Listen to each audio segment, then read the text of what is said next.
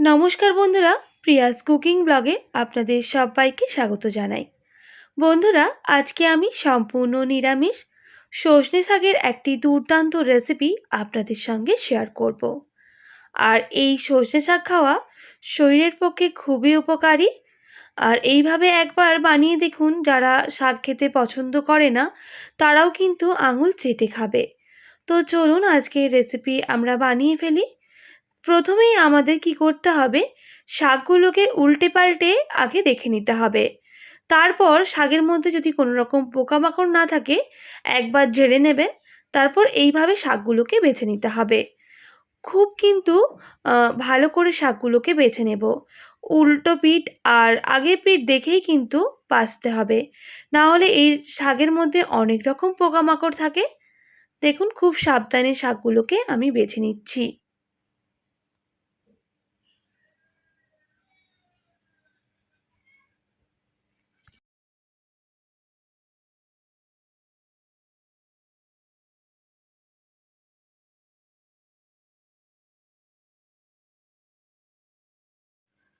সমস্ত শাক দেখুন, ডাঁটা থেকে আমি পাতাগুলোকে আলাদা করে নিয়েছি।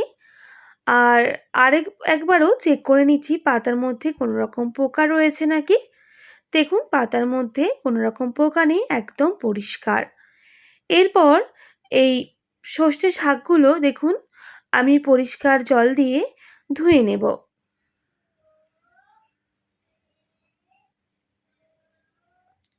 ভালো করে 3 থেকে 4 বার জল পাল্টে পরিষ্কার করে শাকগুলোকে ধুয়ে নিয়েছি।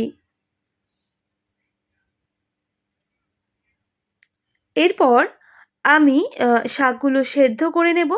তার জন্য কড়াই বসিয়ে দিলাম। কড়াইয়ের মধ্যে দিয়ে দেব পর্যাপ্ত পরিমাপ জল। দিয়ে দেব স্বাদ মতো লবণ আর সামান্য হলুদের গুঁড়ো। জলের সাথে লবণ আর হলুদ খুব ভালো করে মিক্স করে নিতে হবে।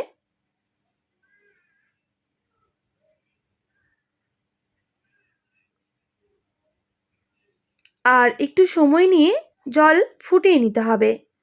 জলটা ফুটে এলেই আমি ধুয়ে রাখা শাকগুলো ওই জলের মধ্যে দিয়ে দেব। আর দেখুন, ভালো করে মিক্স করে নিচ্ছি।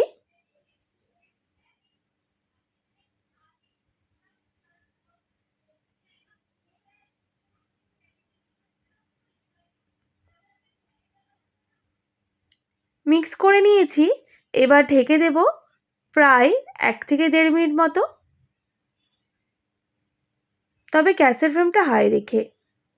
1 মিনিট পর আমি ঢাকনা সরিয়ে নিচ্ছি আর নাড়াচাড়া করে নেব। একদম জলটা শুকিয়ে নিতে হবে।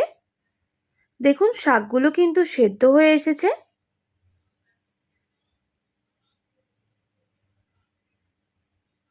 গ্যাসের ফ্লেমটা হাই রেখে আরও 1 থেকে 1.5 মিনিট এইভাবেই শাকগুলো রান্না করে নেব।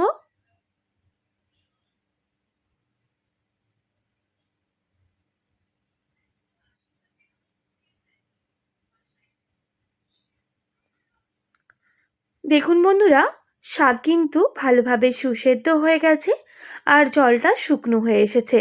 আমি নামিয়ে নেব আর কড়াইটা আবারও পরিষ্কার করে বসিয়ে দিলাম। দিয়ে দেব পর্যাপ্ত পরিমাপ সর্ষের তেল। তেল খুব ভালো করে গরম হয়ে গেছে। আমি এবার ওই তেলের মধ্যে কেটে রাখা আলুগুলো দিয়ে দেব। একদম ছোট ছোট করে আলু কেটে নিয়েছিলাম। একটা বড় সাইজের আলু নিয়েছি। এরপর আলুগুলো ওই তেলের মধ্যে দিয়ে দিতে হবে। আলু দেওয়ার পর খুব ভালো করে আমি নাড়াচাড়া করে নেব। আর বেশ লাল করে আলুগুলোকে ভেজে নিতে হবে। তাই গ্যাসের ফ্লেমটা হাই রেখে আলুগুলোকে লাল করে ভেজে নিচ্ছি।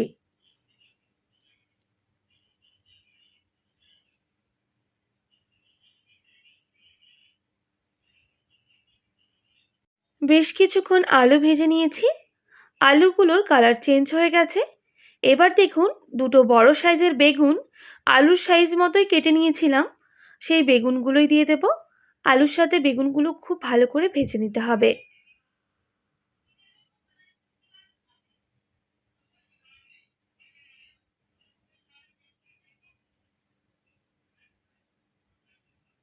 দিয়ে দেব স্বাদ মতো লবণ আর সামান্য হলুদের গুঁড়ো। খুব ভালো করে মিক্স করে নিতে হবে। গ্যাসের ফ্লেমটা হাই রেখেই কিন্তু এতক্ষণ আলু আর বেগুন ভেজেছিলাম। এবার মিডিয়ামে করে ঢেকে দেব প্রায় 1 মিনিট মতো।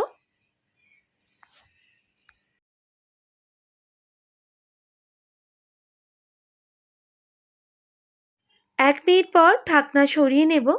দেখুন আলু বেগুন কিন্তু অনেকটাই ভাজা হয়ে এসেছে, দেখেই বুঝতে পারছেন। আমি আবারও গ্যাসের ফ্লেমটা মিডিয়ামে করে 2 মিনিট মতো ঢেকে দেব। 2 মিনিট পর ঢাকনাটা সরিয়ে নিচ্ছি। দেখুন আলু আর বেগুন কিন্তু ভাজা হয়ে গেছে। এরপর আমি শাকগুলোও দিয়ে দেব ওই আলু আর বেগুনের সাথে ভেজে নেওয়ার জন্য।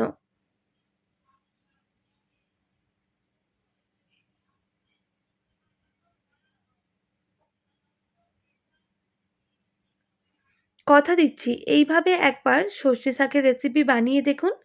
দেখবেন বাড়ির সবাই আঙুল চেটে খাবে আর আপনার কিন্তু অনেক প্রশংসা করবে। শাকের সাথে আলু আর বেগুন আমি খুব ভালো করে ভেজে নিয়েছি গ্যাসের ফ্লেমটা হাই রেখেই। এবার নামিয়ে নিতে হবে। আবারও কড়াই পরিষ্কার করে বসিয়ে দিলাম। দিয়ে দেব পর্যাপ্ত পরিমাপ সর্ষের তেল। তেল খুব ভালো করে গরম হয়ে গেলে দিয়ে দেব সামান্য পরিমাপ গোটা জিরা। দিয়ে দেব সামান্য গোটা কালো সর্ষে। আর দিয়ে দেব সামান্য পরিমাপ পাঁচফোড়ন। খুব ভালো করে এই গোটা জিরা আর সমস্ত মশলা ভেজে নেব। এরপর গোটা মশলাগুলো ভাজা হলে দিয়ে দেব একটা তেজপাতা, শুকনো লঙ্কা। খুব ভালো করে তেজপাতা, শুকনো লঙ্কা আর গোটা মশলাগুলো ভেজে নিয়েছি। দিয়ে দিলাম হাফ টেবিল চামচ আদা বাটা। আদাও খুব ভালো করে ভেজে নিতে হবে। সামান্য হলুদের গুঁড়ো দিলাম যাতে আদাটা গায়ে ছিটকে না পড়ে।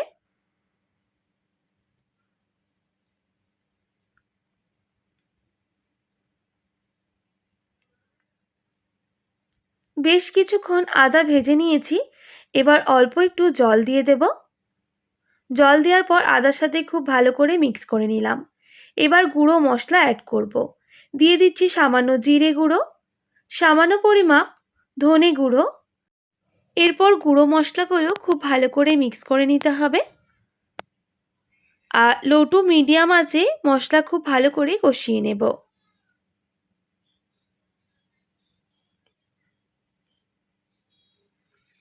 বেশ কিছুক্ষণ কষিয়ে নেওয়ার পর আমি কিছুটা কাশ্মীরি লঙ্কা গুঁড়ো অ্যাড করেছি। দেখুন বন্ধুরা, লো টু মিডিয়াম আঁচে মশলা খুব ভালো করে কষাতে থাকবো যতক্ষণ না মশলার কাঁচা গন্ধটা চলে যাচ্ছে। বেশ কিছুক্ষণ কষিয়ে নেওয়ার পর দিয়ে দিচ্ছি 1 টেবিল চামচ পোস্ত বাটা। পোস্ত বাটা দেওয়ার পর আমি আবারও মশলা খুব ভালো করে কষাতে থাকবো।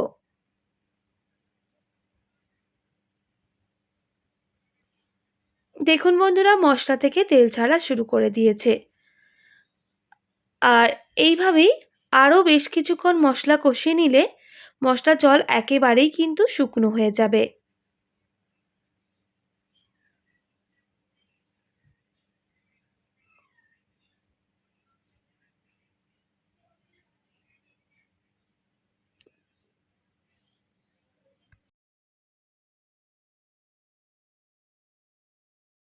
প্রায় 2 থেকে 3 মিনিট সময় নিয়ে মশলা খুব ভালো করে কষিয়ে নিয়েছি।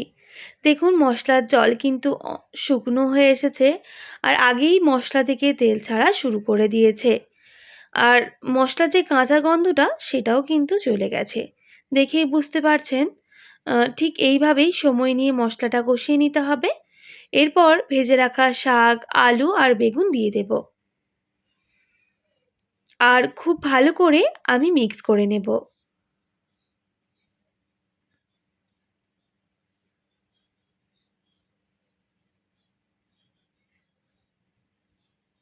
গ্যাসের ফ্লেমটা হাই রেখে আমি মশলার সাথে শাক, আলু, বেগুন ভালো করে মিক্স করে নিলাম। আমি এখানে আর জল অ্যাড করব না। বেশ কিছুক্ষণ কষিয়ে নেওয়ার পর গ্যাসের ফ্লেমটা মিডিয়ামে করে রান্না করে নেব। তাতে রান্নাটা আরও সুস্বাদু হবে।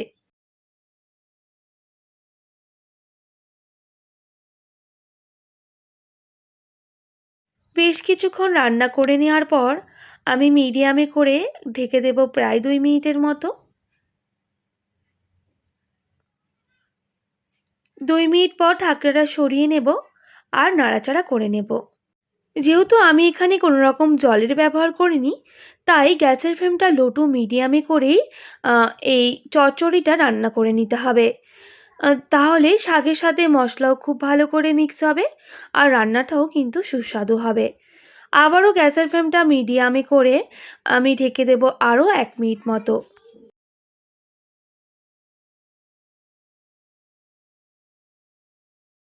1 মিনিট পর ঢাকনাটা সরিয়ে নিয়েছি। দেখুন শাকের রেসিপি কিন্তু আমাদের একেবারেই রেডি হয়ে এসেছে। যেহেতু আলু আর বেগুন ভাজার সময় একেবারেই সিদ্ধ করে নিয়েছিলাম। ঠিক এইভাবেই সর্ষে শাকের রেসিপি একবার বানিয়ে দেখুন। আমি কথা দিচ্ছি ভাত দিয়ে খেতে কিন্তু দুর্দান্ত লাগে। আর যে কিন্তু শাক খায় না তারাও কিন্তু শাক চেটেপুটে খাবে। এতটাই এই সজনে শাকের রেসিপিটা দুর্দান্ত হয়। আর একদম ঝরঝরে হয়েছে। একদম রেডি হয়ে গেল আজকের সম্পূর্ণ নিরামিষ সর্ষে শাকের রেসিপি। গরম ভাতের সাথে পরিবেশন করুন, খেতে দুর্দান্ত লাগে। আশা করছি আজকের সম্পূর্ণ নিরামিষ শাকের রেসিপি আপনাদের ভালো লেগেছে। ভালো লেগে থাকলে অবশ্যই একটি like, comment, share and subscribe করে দেবেন। পাশে থাকা বেল আইকনটিও প্রেস করে দেবেন। তাহলে নিত্য নতুন রান্নার ভিডিওগুলি আপনাদের কাছে পৌঁছবে। আজকের মতো এতটাই। আবার নতুন কোনো রেসিপি নিয়ে আপনাদের সঙ্গে দেখা হবে। আপনারা ভালো থাকবেন, সুস্থ থাকবেন। আর এতক্ষণ আমার সঙ্গে থাকার জন্য আপনাদের সবাইকে অনেক ধন্যবাদ।